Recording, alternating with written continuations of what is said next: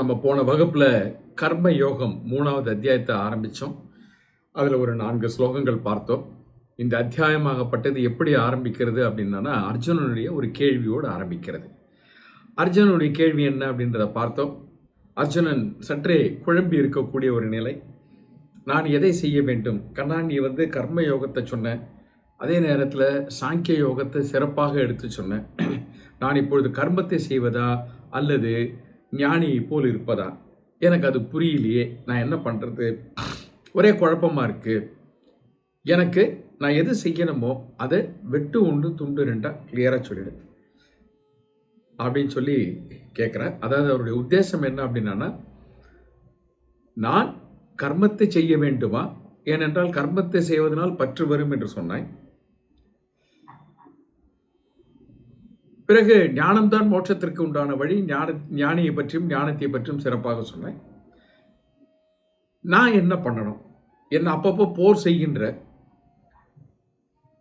ஆனால் கர்மம் பற்றி தரும்ன்ற. இப்போ நான் என்ன பண்ணணும்? இப்போ பகவான் அதுக்கு நேரடியான ஒரு பதிலை கொடுக்காம முதல்ல சில அடிப்படையான விஷயங்களை நாம் எல்லாருமே புரிஞ்சுக்கணுங்கிறதுக்காக எடுத்து சொன்னது. இப்போ அர்ஜுனனுடைய இந்த கேள்வி நம்மளுடைய கேள்வியாகவுமே இருக்கு. நாம் என்ன பண்ணணும்?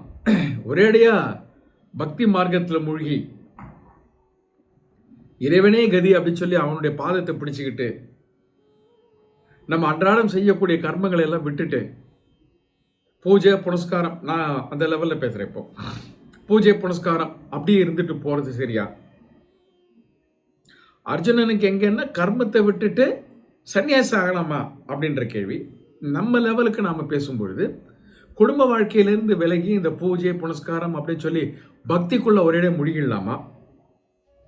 இல்லை இந்த குடும்ப வாழ்க்கையிலே இருந்துகிட்டே இருந்தோம்னா திருப்பி இதே பற்று, இதே துன்பம், துயரம், பிறப்பு இறப்பு எல்லாம் வருமே.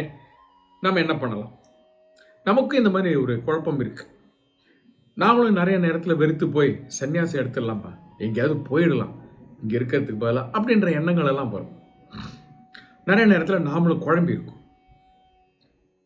அப்போ அடிப்படையான ஒரு சில விஷயங்களை பகவான் சொல்ல ஆரம்பிச்சுட்டு அதுக்கப்புறம் தான் சொல்ல போறாரு நேரடியாக கர்ம யோகத்தை பற்றி. பகவான் எப்படி ஆரம்பிக்கின்றார் என்றால்,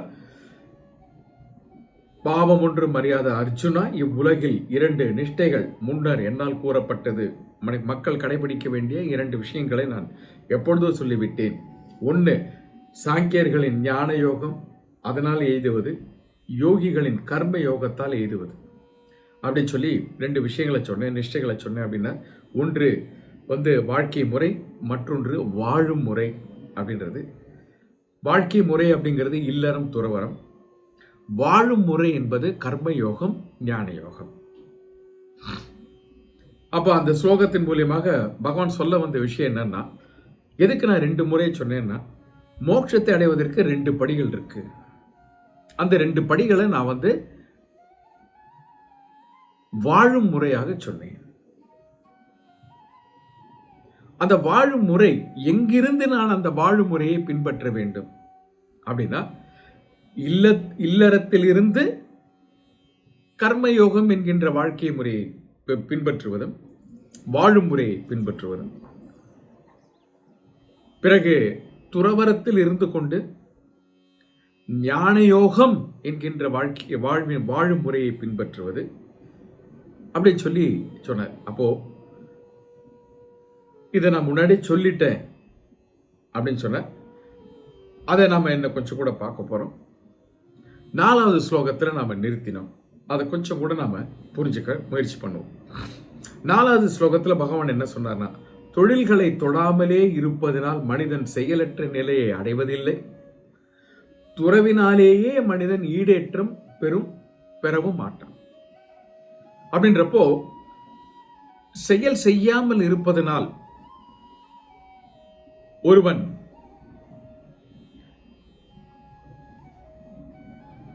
ஞான யோகத்திற்குள் வந்துவிட முடியுமா அப்படின்னா, செயலே செய்யாததுனால அவன் செயல் அற்றவனாக இருப்பானா? அதே மாதிரி துறவினாலேயே ஒருவன் ஈடேற்றம், அதாவது பிரம்ம ஞானத்தை பெற்று ஞானி ஆக முடியுமா அப்படின்னு கேட்டானா,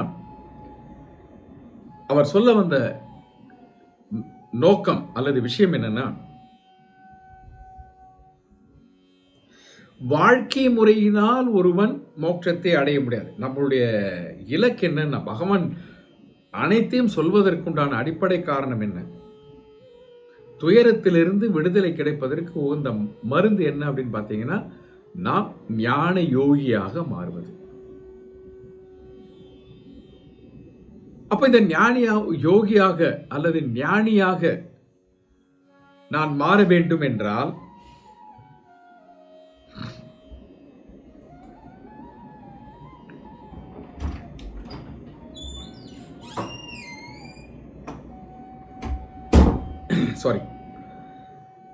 ஞான யோகியாக மாற வேண்டும் என்றால், துறவரத்துக்குள்ள போயிட்டானா ஞான யோகியா மாறிடலாமே.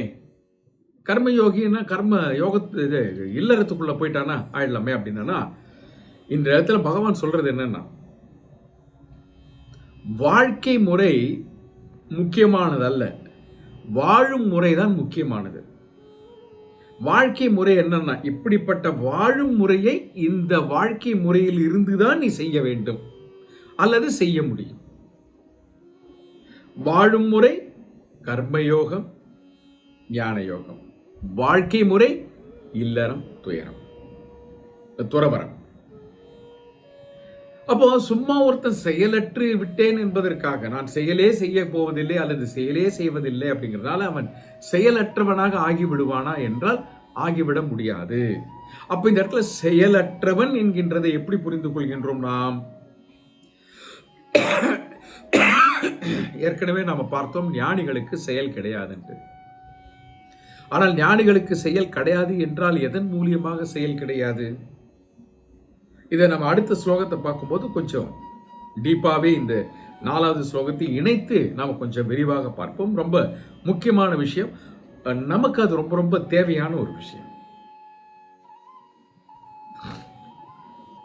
அப்போ என்ன புரிஞ்சுக்கணும்னா, வாழ்க்கை முறையை விட வாழும் முறையே முக்கியமானது. இதை எப்படி புரிஞ்சுக்கலாம்? துறவரத்தை எய்துவதற்கு நான் காவியெல்லாம் உடுத்திக்கிட்டு எங்கேயாவது இமயமலை, ரிஷிகேஷ், பத்ரிநாத், காசி இப்படி எல்லாம் போனோமா? வேண்டாம்.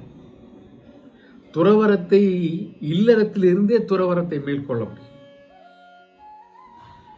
ஒரு ஞானியாகப்பட்டவன் இல்லறத்திற்குள் இருந்தே ஞானியாக இருக்க முடியும். இதுக்கெல்லாம் ஜனகர் போன்ற ராஜ ரிஷிகள் இதுக்கு ஒரு உதாரணமாக இருக்கக்கூடியவர். அவர் ராஜாவாகவே இருந்தார். ஆனால் ஒரு துறவியை போல் வாழ்ந்தார். ஒரு துறவியை போல் அல்ல, அது தப்பு, ஒரு துறவியாக வாழ்ந்தார். ஆனால் அவர் ஏற்றுக்கொண்ட பதவி என்னன்னா ராஜா, நாட்டிற்கு ராஜா. அப்போ இந்த இடத்துல வாழும் முறை, வாழ்க்கை முறைன்னு சொல்றது ஒரு பேசிக்கான requirement. Not necessary it should be like that. ஆனால் கர்மயோகத்தை செய்வதற்கு இல்லறம் தேவை. துறவரத்திற்காக நாம் எங்கேயோ செல்ல வேண்டும் என்பது அவசியம் இல்லை. துறவரத்தை நாம் இல்லறத்தில் இருந்து கொண்டே துறவரத்தை மேற்கொள்ள முடியும்.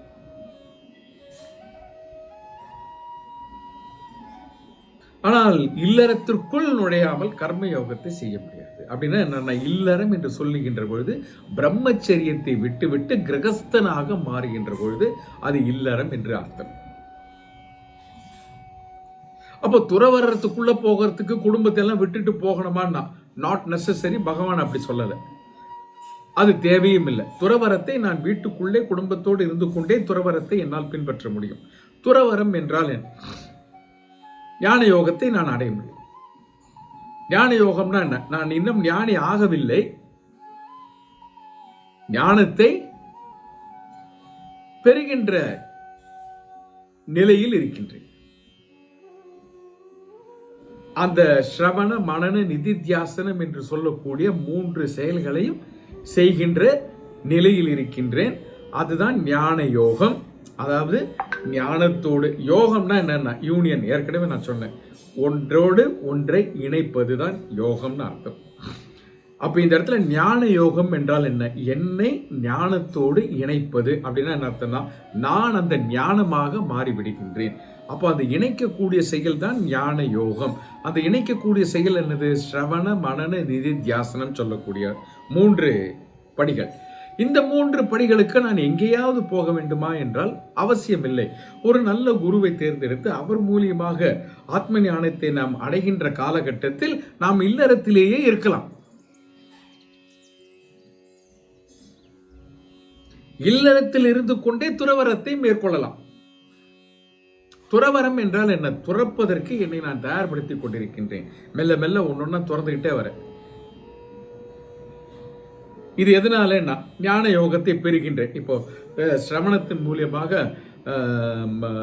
எனக்கு நிறைய அறிவு வர வர வர என்னன்னா, நான் துறவரத்திற்குள் போகிறேன். ஞானியான பிறகு நான் துறவியாகிவிட்டேன். இப்பொழுது துறவரம்ங்கிறது கிடையாது, துறவியாகிவிட்டேன். அப்போ பகவான் என்ன சொல்ல முயற்சி பண்றார் அப்படின்னா, வாழ்க்கை முறையும் சொன்னேன், வாழும் முறையும் சொன்னேன். ஆனால் இதில் முக்கியமானது என்ன என்றால், வாழ்க்கை முறையை விட வாழும் முறைதான் முக்கியம். இல்லறம் துறவரம் என்று 2 வாழ்க்கை முறையை சொன்னேன். ஆனால் அதில் முக்கியமானது என்னவென்றால் கர்ம யோகம், ஞான யோகம். செயலற்ற நிலை என்றால் எதனால் செயலற்ற நிலை அப்படிங்கிறது? மனதளவில் செயலற்ற நிலை. உடல் அளவில் செயல் இருக்கதான் செய்யும். அதை நம்ம இப்போ 5வது ஸ்லோகத்தில் பார்ப்போம். அப்ப அப்படியே 5வது ஸ்லோகத்துக்குள்ள போயிட்டு இதை எக்ஸ்பேண்ட் பண்ணி பார்ப்போம். 5வது ஸ்லோகத்தில் பகவான் என்ன சொல்றாருன்னா, எவனும், இப்ப இங்க என்ன சொன்னாரு? 4வது ஸ்லோகத்துல தொழில்களை தொடாமல் இருப்பதினால் மனிதன் செயலற்ற நிலை அடைவதில்லை. ஒருவன் செயலே செய்யாமல் இருக்கிறதுனால அவன் செயலற்ற நிலை அடைவதில்லை. துறவினாலேயே, துறவினால் ஒன்றை துறப்பதுனால், அதை எப்படி துறந்தான்றதை நம்ம பார்ப்போம். அதையே நம்ம 5வது ஸ்லோகத்தோடு சேர்ந்து பார்ப்போம். சோ துறவினாலேயே மனிதன் ஈடேற்றம், அதாவது ஞானியாக ஆவதில்லை அப்படின்னு சொன்னார். 5வது ஸ்லோகத்துல என்ன சொல்றாருன்னா, அதுதான் நம்ம அழகா புரிஞ்சுக்கணும். எவனும் ஒரு கண பொழுதேனும் செய்கை இன்றி இருப்பதில்லை. இப்ப முதல்ல 4வதுல என்ன சொன்னார்? செய்யாம இருக்கிறதுனாலேயே அவன் செயலற்ற நிலையை அடைவது கிடையாதுன்னு சொன்னார். செய்யாமல் இருப்பதனால் அப்படின்னா இந்த சாய்ஸ் இஸ் யுவர்ஸ் அப்படின்ற மாதிரி 4வது ஸ்லோகத்துல சொன்னார். நீ செய்யலாம், செய்யாமலும் இருக்கலாம். ஆனால் செய்யாமல் இருக்கிறதுனால நீ செயலற்ற நிலையை அடைந்து விட்டாய் என்று சொல்ல முடியாது அப்படின்னு சொல்ற 4வது ஸ்லோகத்துல. 5வது ஸ்லோகத்துல என்ன சொல்லிட்டாருன்னா, சாய்ஸே இல்லைன்ட்டு. என்னன்னா, எவனும் ஒரு கணம் பொழுதேனும் செயலின்றி இருப்பதில்லை. அப்போ இங்க என்ன புரிஞ்சுக்கணும்? இயற்கையில் விளையும் குணங்களே காரணம் சொல்றார். எப்படி ஒருத்தருமே செயல் இல்லாமலே இருக்க முடியாது, அதுக்கு என்ன காரணம்? அதை 2வது வரியில சொல்றார். இயற்கையில் விளையும் குணங்களே எல்லா உயிர்களையும் அவசரமாக தொழில் புரிவிக்கின்றது. அப்ப 5வது ஸ்லோகத்துல என்ன சொல்லிட்டாருன்னா, செயல்படாம யாராலுமே இருக்க முடியாது. 4வது ஸ்லோகத்துல நீ செய்யாம இருக்கேங்கிறதுனால செயலற்ற நிலைன்னு சொல்ல முடியாதுன்னு அங்க ஒரு சாய்ஸ் மாதிரி கொடுத்தார். செய்யாம இரு, ஆனா செய்யாம இருக்கிறதுனால நீ செயலற்ற நிலையை அடைந்து விட்டாய்ங்கிறது கிடையாதுன்னு சொன்னவர் இங்க என்ன சொல்லிட்டாருன்னா, யாராலையுமே ஒரு கண பொழுதேனும் செயலின்றி இருக்க முடியாது. அப்படின்னா என்னன்னா, செயலிலிருந்து நமக்கு விடுதலை கிடையாது, கர்மத்திலிருந்து நமக்கு விடுதலை கிடையாது. பிறந்து விட்டால், பிறப்பை எடுத்து விட்டாலே கர்மம் என்பது இருந்து கொண்டே இருக்கும். அவரவருடைய ஆசிரமத்திற்கு ஏத்த மாதிரி கர்மம் மாறுமே ஒழிய கர்மம் இன்றி இருக்காது. ஆனால் கர்மத்தை செய்து கொண்டே கர்மமற்ற நிலையில் எப்படி இருப்பது, அதை தான் நாம இங்க புரிஞ்சுக்க போறோம். ஆனா பகவான் 5வது ஸ்லோகத்தை சொல்லிட்டார். ஏன் முடியாது அதையும் சொல்றார். ஏன் முடியாது அப்படின்றப்போ 4வது ஸ்லோகத்துல இருந்து இன்னொரு பாயிண்ட் எடுத்துப்போம். ஒருத்தன் தப்பா புரிஞ்சுக்கிட்டு நான் செயலற்று இருப்பதனால அப்படின்னு என்ன அர்த்தம்னா, எதையும் நான் செய்ய மாட்டேன். எதால செய்ய மாட்டேன்? உடலால, புலன்களால நான் எதையுமே செய்ய மாட்டேன். உடலால எதையுமே செய்ய மாட்டேன். புலன்களால உடலால நான் எதையும் செய்யாம இருக்கிறதுனால நான் செயலற்ற நிலையை அடைஞ்சிருவேனா? அப்படி நீ நினைச்சுக்கிட்டு இருந்தா அதையும் அடிச்சு கண்டிச்சு சொல்ல போறார் 6வது ஸ்லோகத்துல. அப்படி செஞ்சா என்ன ஆகும்? அது விபரீதமான பலன்களை தரும்.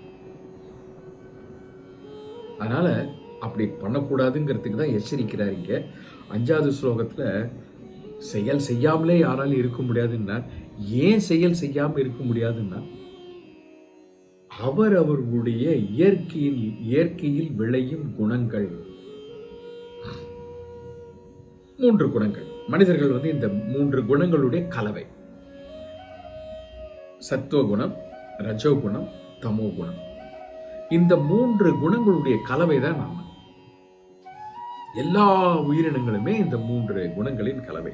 தாவரங்கள்ல இருந்து எதை வேணா எடுத்துக்க, இந்த 3 குணங்களுடைய கலவை அதில் இருக்கும்.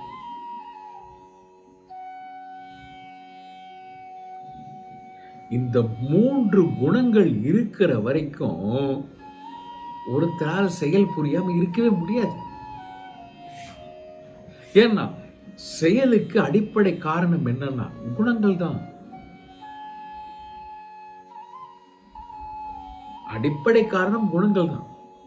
சத்துவ குணம் இருந்தால் படிக்கணும் இன்னும் அறிவை நிறைய தேடணும் அப்படின்னு சொல்லி அதுக்காக ஓடிக்கிட்டே இருப்பேன். அதுக்காக ஏதாவது செயல் செஞ்சுக்கிட்டே இருப்பேன்.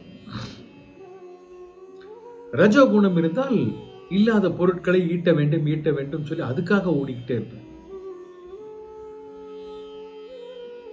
தமோ குணம் இருந்தால் நான் எப்படியாவது வாழ்ந்தாக வேண்டும், மற்றவங்க எப்படி, அது தமோ குணத்தினுடைய செல்ஃபிஷ்னஸ்.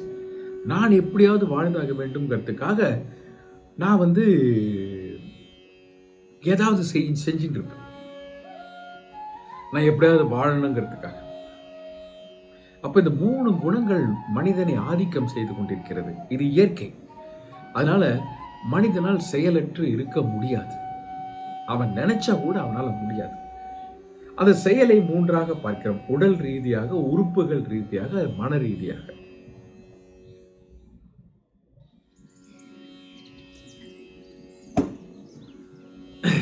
உடல் ரீதியாக ஏதாவது பண்ணிட்டே தானே இருப்போம். நாம் சாப்பிட்றது கூட ஒரு செயல் தானே.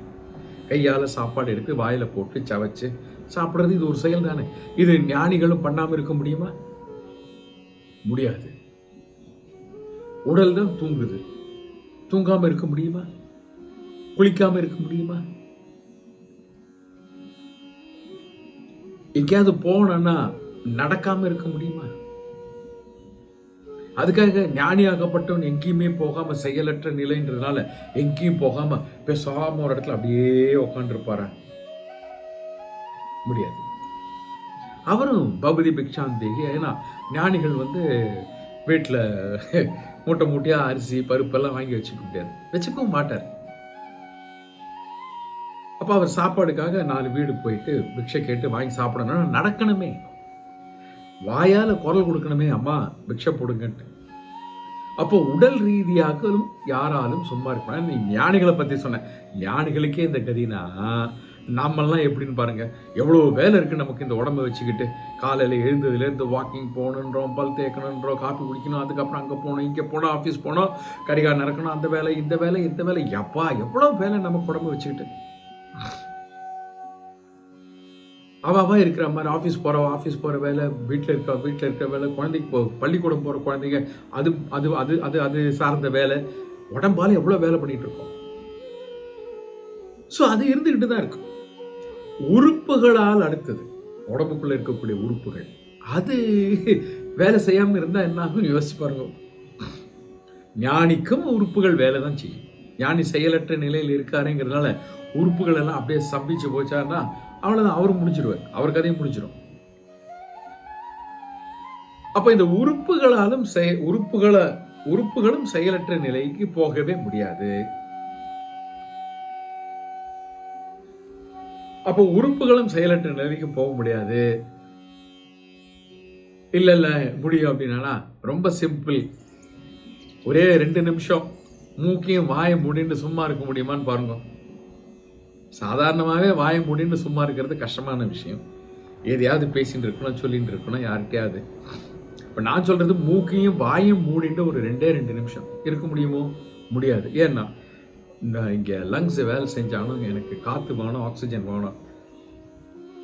டபக்குன்னு கை எடுத்துருவேன். அப்போ அந்த மூக்கு வந்து சுவாசிக்கணும், உள்ள காற்று போகணும், லங்ஸ் வேலை செய்யணும். இதெல்லாம் உறுப்புகள். சாப்பிட்றோம், ஜீரணமாகிறது உறுப்புகள். நுரையீரல் ஒரு வேலை செய்யுது, வயிற்றில் இருக்கக்கூடிய உறுப்புகள் வேலை செய்யுது. இப்படி எல்லாமே உறுப்புகள். அதுவும் செயலற்ற நிலைக்கு போக முடியாது. அப்படி போயிடுத்து அப்படின்னா அந்த மனுஷனுடைய செயலாகப்பட்டது ஒரேடியாக இந்த ஜென்மத்தில் முடிந்து விட்டது, மரணம்.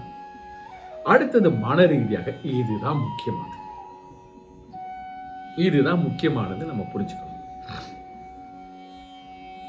இந்த 2 விஷயங்களை நான் ஸ்டாப்புங்க. until the death happens. இது 2 நடந்துட்டு இருக்கும். உடலும் உறுப்புகளும். ஞானிகளுக்கும் இது 2ம் நடந்துட்டு தான் இருக்கும். அப்போ செயலற்ற நிலைன்னு சொன்னானா எது செயலற்ற நிலை? உடம்பாலா முடியாது, உறுப்பாலா முடியாது. அப்ப எதுன்னா மனதால் செயலற்ற நிலை. ஏன்னா இந்திரியங்களும், ஞானேந்திரியங்களும் கர்மேந்திரியங்களும் உறுப்புகள் தானே. கண்ணு, காது, மூக்கு எல்லாம் சொல்ற இதெல்லாம் உடல்ல இருக்கக்கூடிய உறுப்பு தானே. ஐம்புலன்கள் உறுப்புகள் தானே. அது பார்க்கும். கண் எதையாவது பார்க்காம இருக்குமா? பார்க்கும். காது ஏதாவது கேட்காம இருக்குமா? கேட்கும். மூக்கு ஏதாவது வாசனை பிடிக்காம இருக்குமா? இருக்காது. நாக்கு ஏதாவது சுவைக்காமலும் பேசாம இருக்க முடியுமா? முடியாது. உடல் உணர்வு இல்லாம இருக்க முடியுமா? முடியாது. அப்போ நம்ம ஏற்கனவே போன ஸ்லோகத்துல பார்த்தோம், அந்த ஐம்புலன்கள் மூலியமாகத்தான் மனதிற்கு தீனி போகிறது. மனதிற்கு விஷயம். ஐம்புலன்களுக்கு நாம் தீனி போடுவது, அந்த தீனி போடப்பட்டது மனதிற்கு விஷயமாக போய் சேர்கிறது. அப்ப கண்ணு பார்த்துட்டு தான் இருக்கும். கண்ணுக்கு எந்த இப்ப ஞானிக்கு வந்து உலகத்துல நடக்கிறது எதுவுமே தெரியாம இருக்குமா? தெரியுமே. எதுவுமே கேட்காம இருக்குமா? கேட்குமே. அப்ப புலன்கள் அது இயங்கிக்கிட்டு தான் இருக்கும். அதை நிறுத்த முடியாது. அது உறுப்புகள். ஆனா மனம் ரீதியாக ஞானிக்கு செயலற்ற நிலை எதுன்னா மனம் செயலற்ற நிலையில் இருக்குமே. என்னன்னா இந்த புலன்கள் ஏதையோ பார்த்துட்டு இருந்தாலும் மனசுக்குள்ள அது போய் பதியாது. புலன்கள் கண் அதை பார்த்துட்டு இருக்கும், ஆனா அந்த விஷயம் மனசுல போய் பதியாது. மனசுல போய் பதியாதுன்னா என்ன அர்த்தம்னா அந்த மனசில் பதிந்து அதனால் ஏற்படக்கூடிய கர்மம் அவங்க கிட்ட இருக்காது. ஏன்னா மனசுல ஒண்ணு பதிஞ்சு போச்சுன்னா சும்மா இருக்காது. செய் செய் செய், அதை போய் செய், அதை போய் எடு, அதை பண்ணு, அதை அந்த மனசு உத்தரவு போட்டுக்கிட்டே இருக்கும். நாம அப்ப செயலை செய்ய ஆரம்பிக்கிறோம். ஆனா ஞானிக்கு என்னன்னா ஐம்புலன்கள், நாம அதையும் பார்த்தோம். எல்லா நதிகளும் கடல்ல வந்து கலந்த உடனே நதிகள் தன் தன்மை இழந்து கடலாக மாறி விடுகிறது. கடலோட தன்மை அடைந்து விடுது. அப்ப ஞானிக்கு புலன்கள் வழியாக விஷயங்கள் உள்ள போனாலும் அவன் மனசு சலனமற்ற, அந்த கடல் போல சலனமற்ற நிலையில் இருப்பதனால் இந்த விஷயங்கள் எல்லாம் உள்ள போய் விஷயம் இல்லாததா ஆயிடுது. they lose their property. அப்ப என்னாச்சுன்னா மனதால் அவன் கர்மமற்ற நிலையில் இருக்கிறான். அப்படின்னா என்னன்னா மனதின் உந்துதலால் அவன் கர்மத்தை செய்வதில்லை. அவன் செய்யக்கூடிய கர்மங்கள் எப்படிப்பட்ட கர்மங்கள்னா உடலுக்காக அவன் செய்யக்கூடிய கர்மங்கள். ஏன்னா தூங்குறது இந்த உடம்புக்கு தேவையான ஓய்வு, உணவுங்கிறது இந்த உடம்புக்கு தேவையான சக்தி. ஏன்னா சாஸ்திரத்துல என்ன சொல்லியிருக்குன்னா தற்கொலை செய்து கொள்வது மகா பாவம். ஏனென்றால் இந்த உடலை அழித்து கொள்ளக்கூடிய அருகதை உனக்கு கிடையாது, தகுதி உனக்கு கிடையாது. அப்ப ஞானி என்ன பண்ணுவான்? அந்த மாதிரி செய்ய மாட்டான். நான் உயிரோட இருக்கிற வரைக்கும் இந்த உடலை நான் பார்த்துக்கிறோம். அப்ப என்ன பண்றான்? சாப்பிட்றான். அப்ப ஞானி சாப்பிட்றான், எல்லாமே இந்த உடம்புக்காக பண்றான். ஆனா உடம்புக்கு சம்பந்தம் இருக்கா? இல்லை. ஆனால் இந்த உடல் இப்பொழுது அவனுக்கு இருக்கிறது. அதை பேணி காத்தாக வேண்டும். அதை அலட்சியப்படுத்த கூடாது. அப்ப அவன் உண்பது என்பது இந்த உடலை பத்திரமாக பார்த்துக்கிறது.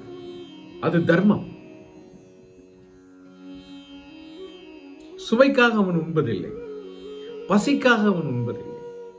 கொஞ்சம் சாப்பிடணும், அப்ப இந்த உடம்பு அப்படியே சஸ்டெயின் ஆகும். Until the death happens, I need to take care of this body. அது என்னுடைய ரெஸ்பான்சிபிலிட்டி. அப்ப ஞானி அதுக்காக தான். அப்ப மனதால் தூண்டக்கூடிய கர்மம் என்ன? ஆசை. மனதால தூண்டக்கூடிய கர்மம் ஆசை. ஒன்று பார்க்குறோம், ஐஸ்கிரீம் சூப்பராக இருக்கு, அந்த கலர் வேற ரொம்ப நல்லா இருக்கு, வாங்கிடலாமா? இது மனசுல இருந்து தோன்றக்கூடிய ஆசை. கண்கள் பார்த்து விட்டது, உள்ளே விஷயம் போய்விட்டது, மனம் அதில் கவரப்பட்டு விட்டது.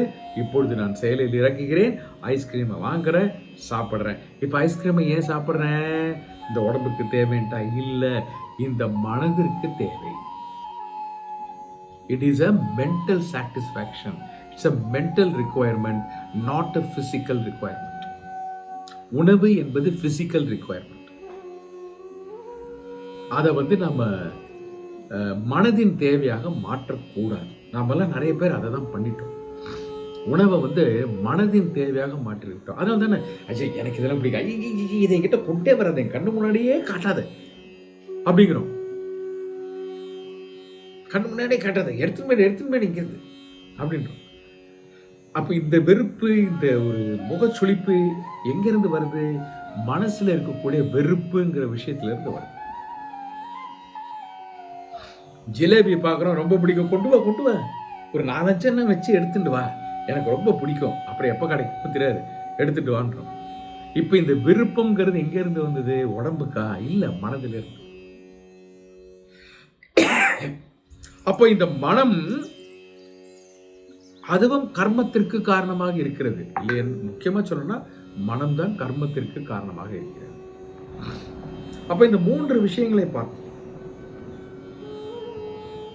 உடல் ரீதியாக, உறுப்புகள் ரீதியாக மற்றும் மனம் ரீதியாக.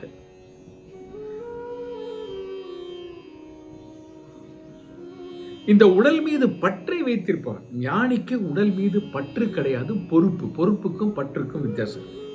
இந்த உடம்பை வளர்க்கணும், இந்த உடம்பை நல்லா வச்சுக்கணும், நான் பயில்வான் மாதிரி இருக்கணும், இப்படி இருக்கணும், அப்படி இருக்கணும், இந்த உடம்பு வச்சுக்கிட்டு அதை அனுபவிக்கணும், இதை அனுபவிக்கணும். இந்த உடல் மீது இருக்கக்கூடிய பற்று, இந்த உடம்பை வைத்து நான் பல கர்மங்களை செய்ய வேண்டும் என்று அந்த உடல் மீது இருக்கக்கூடிய பற்றுனால் வரக்கூடியது. ஞானிக்கு உடல் மீது பற்று கிடையாது. ஆனால் அது உயிர் இருக்கின்ற வரையில் இந்த உடலை நான் பேணி பாதுகாப்பது என்பது என்னுடைய பொறுப்பு. ஆனா உடல் மீது பற்று இருப்பவனால் கர்மத்தை விடவே முடியாது. எப்படி விட முடியாதுன்னா மனதளவில் விட முடியாது. ஆனா ஞானி யாரு? மனதளவில் கர்மத்தை விட்டவன். ஆனா அப்ப இந்த இடத்துல யார சொல்ல? ஞானியை பற்றி சொல்லல, சாதாரண மனிதர்களை பற்றி சொல்கிறார். எவனேனும், ஏன்னா ஞானி ஆகப்பட்டவன் 3 குணங்களையும் தாண்டி இருக்கக்கூடியவன். 3 குணங்களின் ஆதிக்கத்தில் அவன் இல்லை, அதை கடந்தவன். 14ஆவது அத்தியாயத்துல குணத்திரிய விவாக யோகத்துல சொல்லும்போது எப்படி சத்துவ குணத்தையும் தாண்டி வரணும் அப்படின்னு சொல்ல போற. அப்ப இந்த இடத்துல பகவான் என்ன சொல்றாருன்னா சராசரி மனிதர்களை பற்றி சொல்கிறார். இப்படி குணங்களால் ஒரு வார்த்தை இருக்கு, உயிர்களையும் அவசரமாக தொழில் புரிய வைக்கிறது. அவசரமான என்ன அர்த்தம்? சிந்திப்பதற்கு நேரம் இல்லாமல் குணத்தின் ஆதிக்கத்தால் நாம் நம்மை மறந்து செயல்கள் செய்து கொண்டிருக்கின்றோம். ஏன் செய்யறோம், எதுக்கு செய்யறோம், இப்படி செய்யலாமா, கூடாதா, அதுவா இதுவா, இதெல்லாம் யோசிக்காம இந்த குணங்களின் உந்துதலால் நாம் என்ன பண்றோம்? சிந்திப்பதற்கும் மறந்து, அதற்கும் முடியாமல் அந்த உந்துதலில் இன்ஃப்ளூயன்ஸ் ஆஃப் த 3 குணாஸ் நாம செயல் பண்ணிட்டோம். அப்ப அதனால்தான் பகவான் சொல்றார், யாராலையும் ஒரு கண பொழுது கூட செயல் இல்லாமல் இருக்க முடியாது. ஏன்னா ஒன்று இந்த உடம்பு வேலை செஞ்சுக்கிட்டு இருக்கு, இல்லை இந்த உறுப்புகள் செஞ்சுக்கிட்டே இருக்கு, அதை நிறுத்தவே முடியாது. உடம்பு கூட தூங்குறேன்ற நேரத்தில் உடம்பு அப்படியே சைலண்டாக ஒரு 5-6 மணி நேரத்துக்கு வச்சிடலாம். ஆனால் அப்பவும் இந்த உறுப்புகள் வேலை செஞ்சுட்டே இருக்கும். மனசும் வேலை செய்யுது. எப்படி வேலை செய்யுது? அவர்களுடைய குணங்களை பொறுத்து. அப்ப இந்த 3 குணங்களின் கலவை, இதில் எந்த குணம் பிரதானமாக ஓங்கி இருக்கிறதோ அது சார்ந்த செயலை ஒருவன் செய்து கொண்டே இருப்பான். இது இயற்கை. அப்படின்னா நாம இப்ப செயல் செஞ்சுக்கிட்டே இருக்கோமே, நம்மளால செயல் செய்யாம இருக்க முடியாதா அப்படின்னா அதை பத்தி நாம புரிஞ்சுப்போம். இன்னமும் இப்ப 6வது ஸ்லோகத்துல இதையே கொஞ்சம் கொஞ்சம் அப்படி குத்தி காட்ட போறார் பகவான். அப்ப நம்மளால ஏன் செயல் செய்யாம இருக்க முடியல? Because the influence of the 3 குணாஸ். செயலற்ற நிலைக்கு போகணும்னா உடலை விட்டு செயலற்ற நிலைக்கு போக முடியுமா? முடியாது. உறுப்புகளை விட்டு செயலற்ற நிலைக்கு போக முடியுமா? முடியாது. ஆனால் மனதை விட்டு செயலற்ற நிலைக்கு போக முடியும். அதுதான் ஞானி. அதை எப்படி அடைஞ்சான்னா ஞான யோகத்தினால். அந்த ஞான யோகத்திற்குள் போவதற்கு எது காரணமாக இருந்தது? கர்ம யோகம். கர்ம யோகத்தை எங்கிருந்து செய்ய வேண்டும்? இல்லறத்திலிருந்து. ஞான யோகத்தை துறவரத்திலிருந்து செய்ய வேண்டும். இதுதான் முன்னாடி சொல்லி அப்படியே கொண்டு வர. அப்போ 6வது ஸ்லோகத்துல இதுல இந்த இப்போ 5வது ஸ்லோகத்துல யாருக்காவது ஏதாவது கேள்வி இருக்கா? நான் சொல்றது புரியுற அளவுக்கு இருந்துதா?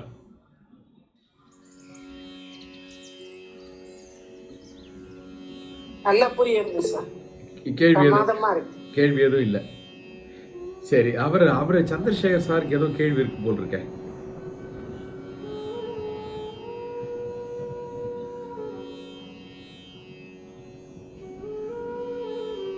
சரி, ஓகே. இப்ப 6வது ஸ்லோகத்துக்குள்ள போலாம். எப்படி இடிக்கிறார் பாருங்க பகவான் இந்த இடத்துல. கர்மேந்திரியங்களை அடக்கி கொண்டு, நல்லா கவனிங்கோ, கர்மேந்திரியங்களை அடக்கி கொண்டு ஆனால் இந்திரிய விஷயங்களை மனதால் ஸ்மரித்து கொண்டிருப்போனாகிய மூடாத்மா.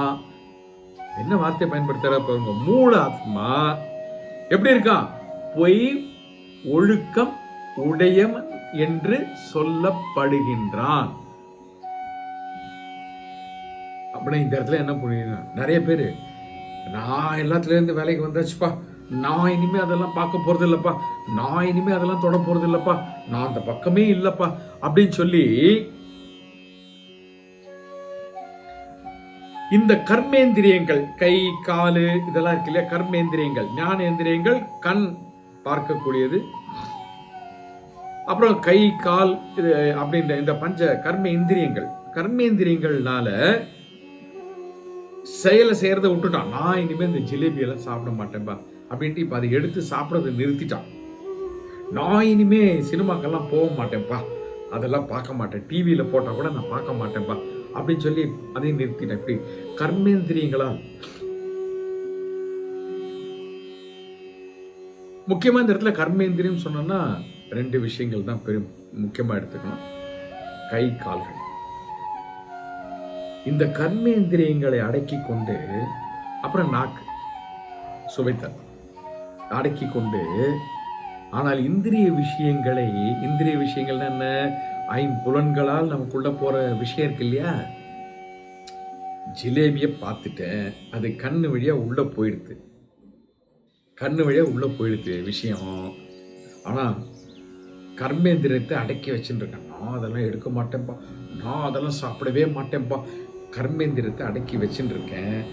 ஆனா கண் என்கின்ற புலன் மூலியமாக ஜாங்கிரி என்கின்ற விஷயம் மனசுக்குள்ள போய் உட்கார்ந்துட்டு மனசுக்குள்ள ஐயோ அவசரப்பட்டு நான் ஜாங்கிரி சாப்பிட மாட்டேன்னு சொல்லிட்டேனோ, இன்னைக்குன்னு பார்த்து பாரு அவன் கொண்டு வந்திருக்கான் பாரு ஜாங்கிரி, எனக்கு ரொம்ப பிடிக்கும், சே என்ன கொடுமடா சரவணன். மனசுல அதையே ஸ்மரிச்சுக்கிட்டு இருக்கான். ஐயோ இந்த வடிவேலு ஜோக் மாதிரி வடை போச்சேன்ற மாதிரி அதையே ஸ்மரிச்சுக்கிட்டு இருக்கான். ஐயோ ஜாங்கிரி போச்சே, எதுக்கடா இப்படி ஒரு சபத்தை எடுத்தோம். இந்த காசிக்கெல்லாம் போயிட்டு ஒரு பழக்கம் இருக்கு.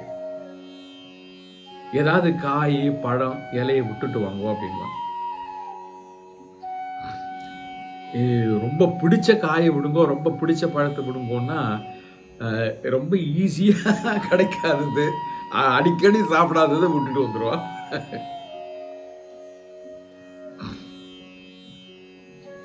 ஆனா அது இல்ல அர்த்தம்.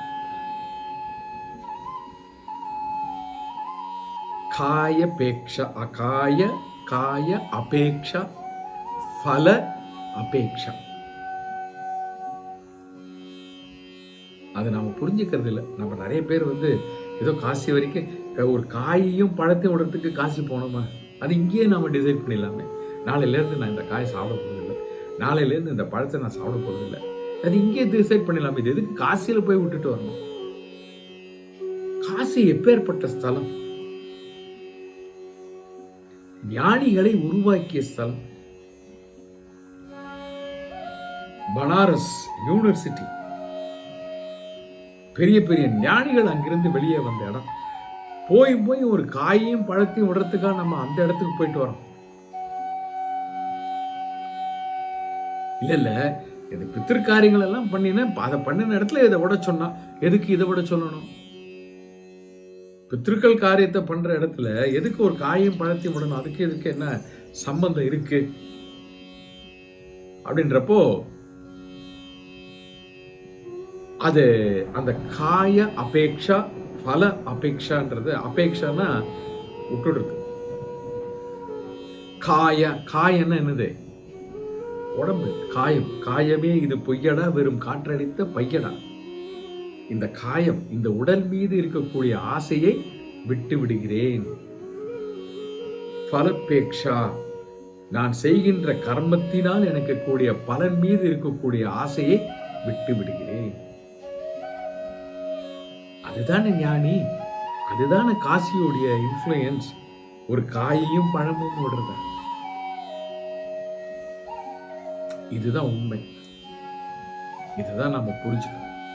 காசிக்கு போய் நம்ம என்ன பண்ணணும்னா, இந்த உடல் மீது இருக்கக்கூடிய ஆசை, காய அபேக்ஷா பல அபேக்ஷா, பலத்தின் மீது இருக்கக்கூடிய ஆசை, ரெண்டுத்தையும் நம்ம விட்டுட்டு வந்தோம்.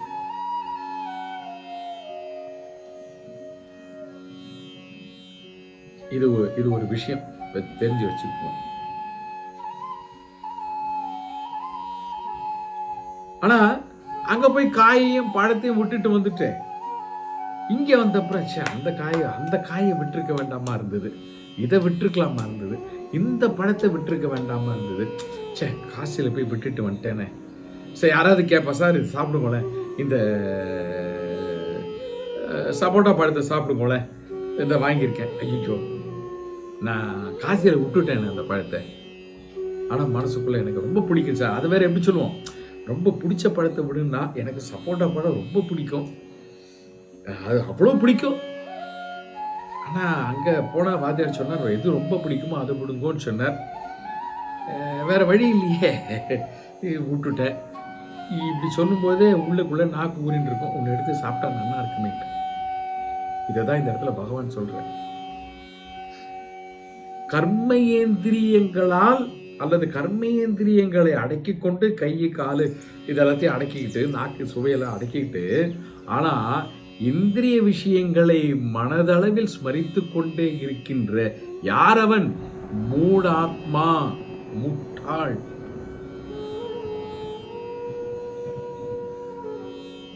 அடிமுட்டாள். இவன் தன்னையும் ஏமாத்திக்கிட்டு ஊரே ஏமாத்தான். வெளியில எல்லாம் சொல்லுவான், எனக்கு அதெல்லாம் கிடையாது சார், நான் அப்படி இல்லை சார், யார் என்ன பண்ணா நமக்கு என்ன சார், அவங்கவுங்க செயலை பண்ணிட்டு போறான். ஆனா யாராவது ஏதாவது வீட்டில் இருக்கிற பண்ணும்போது உள்ளுக்குள்ள பொறுமிக்கிட்டே இருக்கும், இப்படி பண்றானே, நாம வேற இப்படி சொல்லி விட்டோம், யார் செய்யறதையும் கண்டுக்க மாட்டோம்ட்டு இப்ப வாயை திறந்து பேசவும் முடியாது, பேசினா அதை சொல்லி நம்மளை அட்டாக் பண்ணிடுவா. ஆனா இவனால மனசுக்குள்ள போட்டு அதை அலசிக்கிட்டே இருப்பான். அப்படிப்பட்டவன் யார் என்றால் அவன் மூடாத்மா. அதோட நிறுத்தலாமா? அப்படிப்பட்ட மூடாத்மா அவனை பத்தி என்ன சொல்ல? பொய் ஒழுக்கம் உடையவன் என்று சொல்கின்றனர்.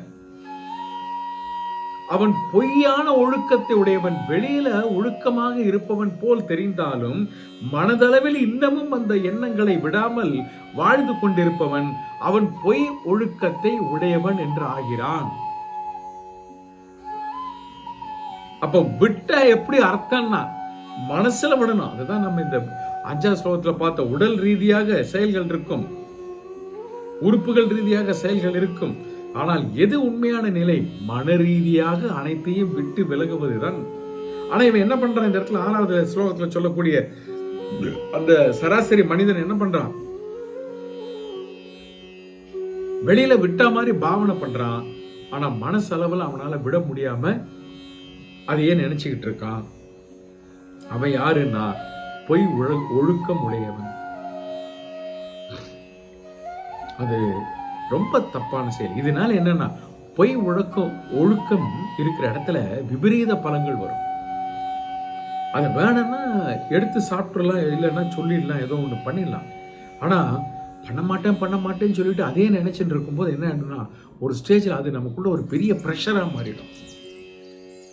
அதை வெளியில துப்பவும் முடியாது, மெல்லவும் முடியலன்ற ஒரு தர்ம சங்கடத்துல போய் உட்காரும் போது என்ன ஆகும்னா மெல்ல மெல்ல மெல்ல அதுவே ஒரு ப்ரெஷராக பில்டப் ஆகி அது நம்மளே அழிச்சிடும்.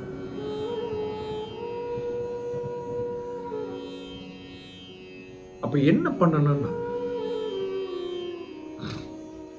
எந்த ஒரு செயலும் நாம் இல்லை இனிமே நான் இதெல்லாம் சாப்பிட மாட்டேன் அப்படின்னு சொல்லும்போது, இல்லது இதெல்லாம் இனிமே பேச மாட்டேன், அடுத்த விஷயத்துல நான் இனிமே தலை நுழைக்க மாட்டேன் அப்படியெல்லாம் சொல்லும்பொழுது, அப்படியெல்லாம் இருக்கணும்னு நினைப்பு வந்ததுன்னா முதல்ல அதை ப்ராக்டிஸ் பண்ணி நம்மளை அதுக்கு தகுதிப்படுத்திக்கிட்டு அதுக்கப்புறம் தான் நாம் அந்த நிலைக்குள்ள போவோம். Without practice, preparation and being prepared, you should not get into these type of acts. இது விபரீதமான பலன்களை தருகிறது. இப்ப என்னையே நான் ஏமாத்திக்கிட்டு இருக்கேன். வெளியில இல்லைங்க அப்படின்னு சொல்லிட்டு உள்ளுக்குள்ள அதே நினைச்சிட்டு இருக்கேன்றப்போ என்னையே நான் முட்டாளாக்கிட்டு இருக்கேன். நிறைய பேர் ஒரு வேகத்துல சில விஷயங்களை சொல்லிடுவாங்க. ஏதோ ஒண்ணு வந்துடும், ஒரு ரோஷம் வந்துடும், இன்னில இருந்து பாரு, நீ இப்படி சொல்லிட்டல, இன்னில இருந்து பாரு, நான் அதை தொட்டேனா பாரு அப்படின்னு. இது அறிவினால் வந்த முடிவல்ல, உணர்ச்சி வசத்தால் வந்த முடிவு. அவனால் அதை மனசுல இருந்து வெளியில எடுக்க முடியாம அதை தவிச்சுக்கிட்டே இருப்பான். அது வேற எங்கேயோ ஒரு இடத்துல போய் பயங்கரமா வெடிச்சிடும்.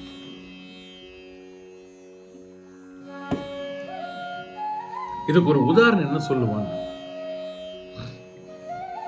ஒரு கனி மரத்திலிருந்து அதுவே கனிந்து கீழே விழுகின்ற பொழுதுதான் அதற்கு முழு சுவை இருக்கும். அதுதான் கனி. அது கனிந்து விழ வேண்டும். அது காயா இருக்கும் போது பறிச்சுட்டு கனியை வைக்கிறோம்னு முயற்சி பண்ணினா அது கனியாக மாறாது. வெளியில வேணா பழுத்த மாதிரி இருக்கும், அது உண்மையிலேயே ஒரு பழமாக மாறாது. அப்போ நாம எப்படி இதுல இருந்தெல்லாம் விட்டு விலகணும்னா என்னன்னா, அதை பயிற்சி பண்ணி என்னை அறியாமலேயே அது என்னை விட்டு விலகி போயிருக்கும். எனக்கே தெரியாது. நான் இப்ப பயிற்சியிலிருந்து வாழ்க்கைக்கு முறைக்கே வந்துட்டேன்றது எனக்கே தெரியாது. எப்படின்னா பழுத்து அந்த பணம் தானாவே விட, அதுக்கு நான் விடணும்ன்றது இல்லை. அந்த பழுத்து மன்னிக்கணும், பழுத்து அதுவே மரத்துல இருந்து விலகிடுது.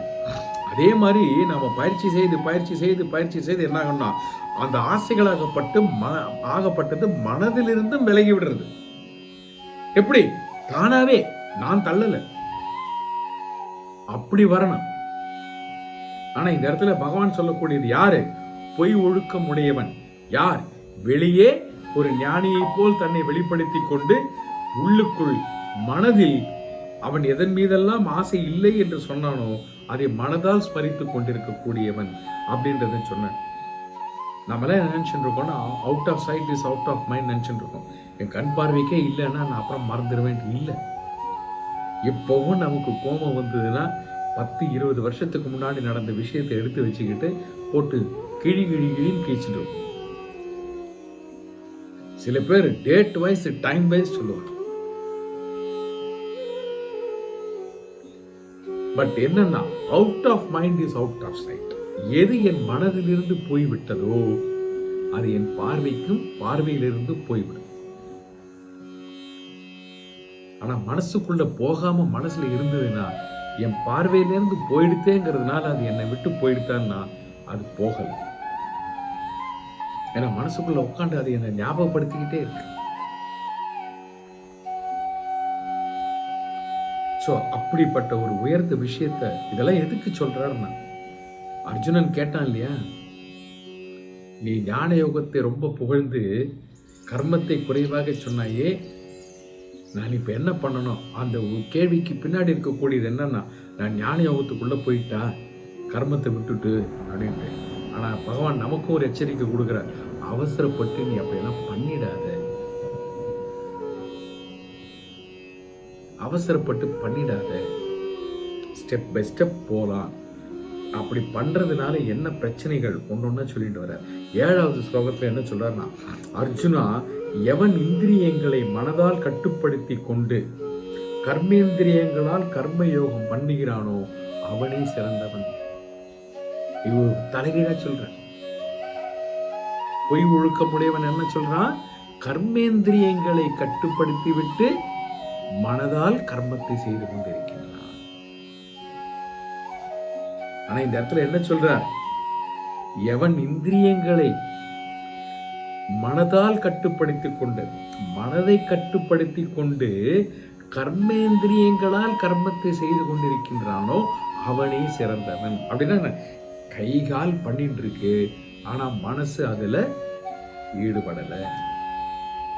ஏன் அப்படியெல்லாம் எதுக்கு சார் பண்ணணும்? மனசே ஈடுபடாம எதுக்கு அதெல்லாம் பண்ணணும்? விட்டுட வேண்டியதானே? இல்ல, நமக்கு கர்மாக்கள் இருக்கு. சில கர்மாக்கள் நம்ம செய்யணும், செய்யாம இருக்க முடியாது. இப்ப நான் ஏற்கனவே சொன்னேன்ல, சாப்பிடணும், சாப்பிடாம இருக்க முடியாது.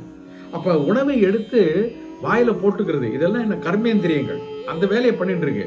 ஆனா மனசு அதுல இருந்து விலகி இருக்கு. அப்படின்னு என்ன அர்த்தம்னா, அந்த உணவு இப்ப இந்த என்ன கர்மம்ங்கிறது உணவை உண்பது, கர்மம்ங்கிறது உணவை உண்பது.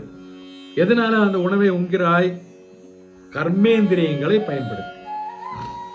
சுவை என்பது ஞானம் இல்லையா? அறிவு தானே. சுவைங்கிறது அறிவு தானே. சர்க்கரை இனிக்குது, இது இனிக்குன்றது, அந்த இனிப்பு சர்க்கரை இனிக்கும், அது அறிவு தானே.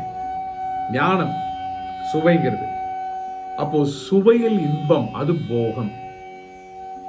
அது என்னது? போகம், சுவையில் இன்பம். ஆனா யோகம்ங்கிறது என்னது? அதை ஈஸ்வர பிரசாதமாக பாவித்தல். எதை சாப்பிட்டாலுமே இப்ப ஞானிக்கு சுவையே தெரியாதா? ஒரு ஜிலேபி கொடுக்கிறேன், சாப்பிட்டுட்டு என்ன சாமி எப்படி இருக்கு? ஆஹா, அற்புதமா இருக்கு, நல்ல ஸ்வீட்டா பக்குவமா ரொம்ப நல்லா இருக்கு. அப்ப அவருக்கு அந்த ஞானம் இருக்கு, ஸ்வீட் அவருக்கு அது இல்லாம இல்லை. ஆனால் அவர் போகத்திற்குள் செல்லவில்லை. போகம் எதை சார்ந்தது? மனம் சார்ந்தது. அந்த சுவை தரக்கூடிய இன்பத்திற்குள் நான் போகவில்லை. அதுக்கு பேர் போகம், மயக்கம், அடிமை. நான் அதுக்குள்ள போகாம யோக நிலைக்கு வர என்னது? அனைத்தும் ஈஸ்வர பிரசாதம். அப்போ அந்த இடத்துல நான் உணவை எப்படி பார்க்கிறேன்? பிரசாதமாக பார்க்கிறேன். இப்பவும் பார்த்தேன்னா ஐயங்கார் ஆத்துல எல்லாம் பார்த்தேன்னா சாதத்தை பிரசாதம் தான் சொல்லுவோம். பிரசாதம் போடட்டான்ட்டு. ஆக்சுவலா சாதம்ங்கிறதுனுடைய முழு ஆக்கம் பிரசாதம், அப்புறம் சாதம் ஆயிட்டது. பிரசாதம்ங்கிறது சாதம் ஆயிடுச்சு இப்போ. ஆனா நிறைய எனக்கு தெரிஞ்ச சில பேர் இருக்கா ஐயங்கார் எல்லாம், அவ எல்லாம் இப்பவும் அந்த பிரசாதம்ங்கிறது. அப்போ எப்படின்னா, எவன் இந்திரியங்களை மனதால் கட்டுப்படுது. அப்ப எது கட்டுப்படுத்த முடியும்? எது செயலற்ற நிலைக்கு போக முடியும்? மனம்தான். அதைத்தான் நீ செயலற்ற நிலைக்கு போகும். அப்படி மனதை செயலற்ற நிலையில் வைத்துக்கொண்டு கர்மேந்திரியங்களால் நீ செயல்களை செய்து கொண்டிருந்தாலும் நீதான் உயர்ந்தவன், அவன்தான் உயர்ந்தவன். அர்ஜுனா, நன்றாக புரிந்து கொள். ஆனால் கர்மேந்திரியங்களை கட்டுப்படுத்தி விட்டு மனதால் செயல்பட்டு கொண்டிருப்பவன் யார்? பொய் ஒழுக்கம் உடையவன். ஞானிங்கிறவர் யாரு? கர்மேந்திரியங்களால் செயல்பட்டு கொண்டிருக்கின்றார், ஆனால் மனதை தன் கட்டுப்பாடுக்குள் வைத்திருக்கின்றார். அப்படின்னா என்னன்னா, அந்த போகத்திற்குள் போகாமல் உணவை உண்கின்றார். அது இந்த சுவையாக இருப்பது என்பதும் தெரியும். ஆனால் அந்த சுவைக்கு அடிமையாகாமல் தான் உண்ணுகின்ற உணவை ஈஸ்வர பிரசாதமாக எடுத்துக்கொண்டு உண்பதால் அதற்கு அடிமையாவதில்லை. ஏன்னா இப்போ அந்த சுவைக்கு அடிமையாகிறது போகம்ங்கிறது மனதால், சுவை அறிவு. ஆனால் அந்த சுவைக்கு அடிமையாகிறதுங்கிறது நாம நினைச்சுட்டு இருக்கோம், நாக்கு செத்து போச்சு சார், இல்லைன்னா நாக்கு அது கேக்குது சார். நாக்கு கேட்கல, மனசு கேக்குது. இல்ல அந்த பாட்டை காது கேக்குது சார், மறுபடியும் மறுபடியும் கேட்கணும்னு சொல்லி இந்த காது கேக்குது. காது கேட்கல, மனசு சார். அதை மறுபடியும் மறுபடியும் பார்க்கணும்னு சொல்லி இந்த கண்ணை சொல்லிட்டு இருக்கு சார். கண்ணு சொல்லல, மனசு. ஏன்னா கண்ணு காதுக்கெல்லாம் அதெல்லாம் தெரியாது. they are only receivers. எதை ரிசீவ் பண்ண முடியுமா அவ்வளோ அந்த வேலையை தான் கண்ணு காது மூக்கு இதெல்லாம் பண்ணிட்டு இருக்கு. கர்மே இந்த ஞானேந்திரியங்கள் அதை தான் பண்ணிட்டு இருக்கு. ஆனா இந்த மனசு தான் அதுக்கு வடிவத்தை கொடுக்குது, அதுக்கு சுவையை கொடுக்குது, அதுக்கு ஒரு ரசனையை கொடுக்குது. இது எல்லாமே மனசுல.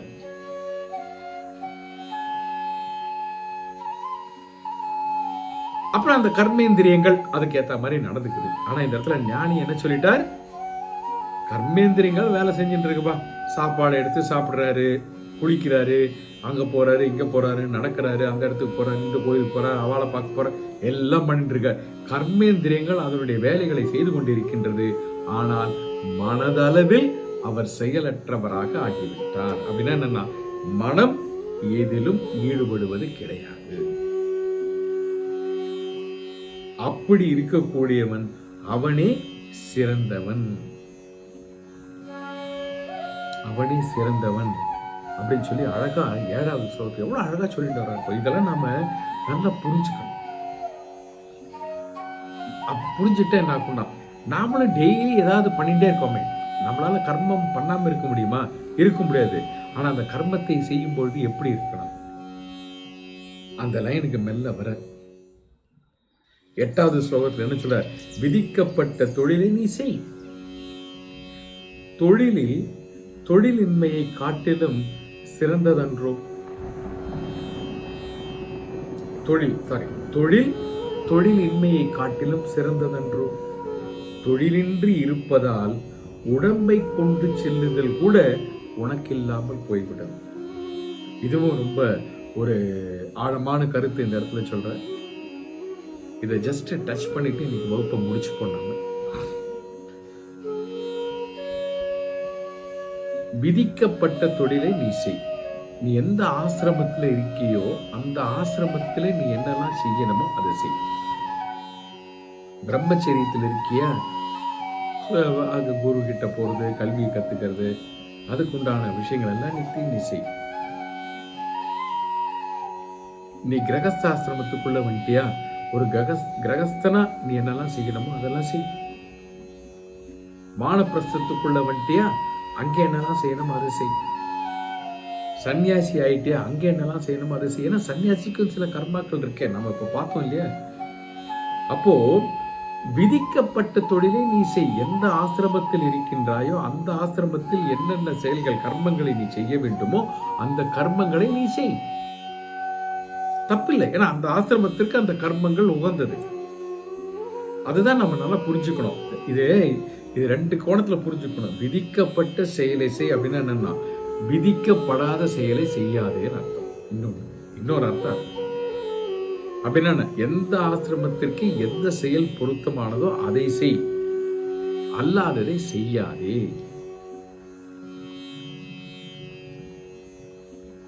இப்போ பள்ளிக்கூடத்துக்கு போற குழந்தை என்ன பண்ணணும்னா, அது பிரம்மச்சரியத்தில் இருக்கு. அங்க விதிக்கப்பட்ட செயல் என்னன்னா, ஒழுங்காக ஸ்கூலுக்கு போகணும், படிக்கணும், டீச்சர் சொல்கிற பேச்சு கேட்கணும், ஸ்கூலில் ஒழுக்கத்தோடு நடந்துக்கணும், வீட்டுக்கு வந்தோமா படிப்பு சார்ந்த விஷயங்கள், ஹோம்ஒர்க்கு எக்ஸெட்ரா எக்ஸெட்ரா எதுவோ அதெல்லாம் பண்ணணும். இதெல்லாம் விதிக்கப்பட்ட செயல். விதிக்கப்படாத செயல் என்னது? தேவை இந்த சும்மா டிவியை பார்த்துட்டு இருக்கிறது, மொபைல் ஃபோனுக்குள்ளே போய் இன்ஸ்டாகிராமு, ஃபேஸ்புக்கு, வாட்ஸ்அப்பு இதில் எல்லாம் போய் ஈடுபடுறது, தேவையில்லாத விஷயங்களில் கவனத்தை செலுத்துறது, இதெல்லாம் விதிக்கப்படாத செயல். கிரகசாஸ்திரத்தில் நல்லா புரிஞ்சுக்கணும்.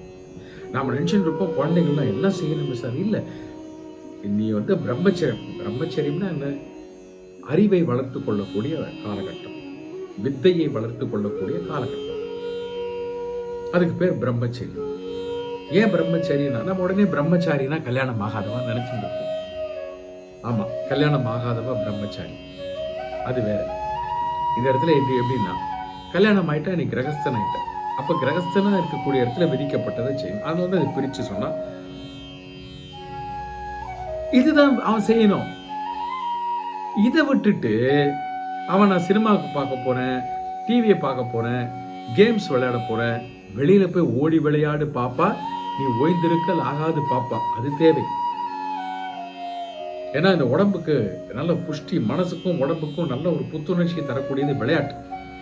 இந்த குருகுலத்துல கண்டிப்பா அந்த விளையாட்டுக்கு நேரம் இருக்கும். மாலை முழுதும் விளையாடு என வரிசைப்படுத்திக் கொண்டு பாப்பா எந்தெந்த நேரத்தில் எதை செய்யணும்.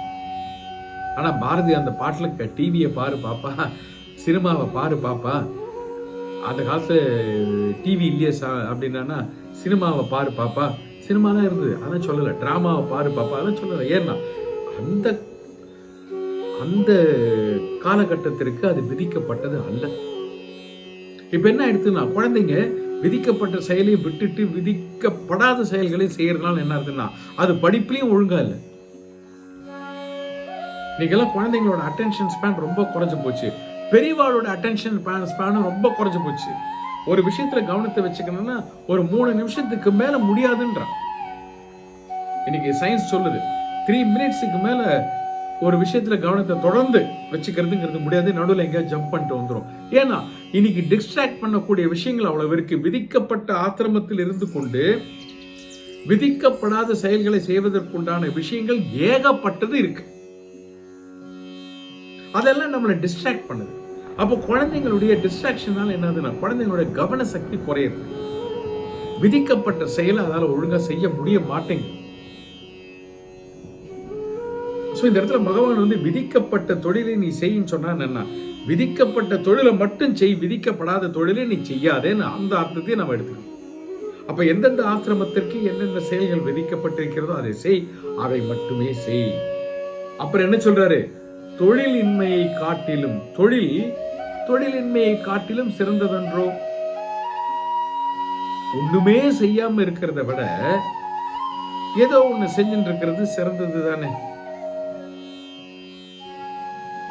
குழந்தைக்கு அந்த வயசுல குருகுலம் போக முடியல, பிரம்மச்சரியத்துக்குள்ள போக முடியல. சரி, அவ குலத்தொழில் இருக்கு, அதை செய்ய. இல்ல நான் இப்போ குழந்தை, அதனால அந்த குலத்தொழிலாம் பார்த்தீங்கன்னா அவளுக்கு அந்த இதுதான் படிப்பே. அவளோட குருகுலம் என்னன்னா வீட்டிலே தான். தொழில் செய்யாம இருக்கிறத விட ஏதோ ஒரு தொழில் செய்வது சிறந்ததன்றோ. தொழிலின்றி இருப்பதால் இந்த உடம்ப கூட உன்னால கவனிச்சுக்க முடியாது. நான் ஏற்கனவே சொன்னேன், இந்த உடம்பை நாம் கவனித்துக் கொள்வது என்பது நம்மளுடைய கடமை, நம்முடைய பொறுப்பு. உடல் மீது பற்று இருக்கக்கூடாது, அதே சமயத்தில் உடலை உதாசீனப்படுத்தக்கூடாது. நான் உணவை உண்பது என்னுடைய இந்த பொறுப்பை ஒழுங்காக செய்வதற்கு. அப்ப என்ன சொல்ற, தொழில் செய்யாமல் இருந்தால் அந்த உணவு கூட உனக்கு கிடைக்காது. அந்த உணவு கூட உனக்கு கிடைக்கலன்னா உன் உடம்ப நீ கவனிச்சுக்கிற வேலை கூட உன்னால பண்ண முடியாது அப்படிங்கிற. ரொம்ப போல அவர் எங்கேயோ போல, அதை பண்ண முடியாது இதை பண்ண முடியாதுலாம் சொல்லல, ரொம்ப பேசிக்கான விஷயத்தை தான் சொல்ல. இந்த உடம்ப கவனிச்சுக்கிறது கூட உன்னால முடியாது, அதனால நீ தொழில் பண்ணாம இருக்காத, தொழிலை பண்ணு, at least to take care of your body. அப்போ சூக்ஷ்மமா இந்த இடத்துல சொல்றார் அர்ஜுனனுக்கு. ஒன்றும் பண்ணாம எஸ்கேப் ஆகலாம்னு நினைக்காத அர்ஜுனா, ஏதாவது பண்ணி தான் ஆகணும் அப்படின்னு சொல்லி இந்த இடத்துல நாம இதை நிறுத்துவோம். இதில் இன்னும் சில விஷயங்கள் நாம பார்க்க வேண்டியிருக்க 8வது ஸ்லோகத்துல, அதை தொடர்ந்து நாம அடுத்த வகுப்புல பார்ப்போம். முடிச்சிடலாமா? கேள்வி எதுவும் இல்லையே? ரொம்ப நல்லா எக்ஸ்பிளைன் பண்ணீங்க. கேள்விக்கு இங்க இடமே இல்லை. சரி, சந்தோஷம். அப்ப சரி. ஓம் பூர்ணமத பூர்ணமிதம் பூர்ணாத் பூர்ணமுதச்யதே பூர்ணஸ்ய பூர்ணமாதாய பூர்ணமேவாவசிஷ்யதே. ஓம் சாந்தி சாந்தி சாந்தி.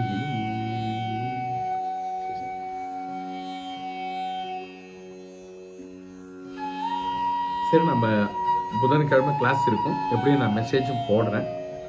புதன்கிழமை நம்ம சந்திப்போம். ಧನ್ಯವಾದ. ಧನ್ಯವಾದ. ಧನ್ಯವಾದ. Thank you. ಧನ್ಯವಾದ.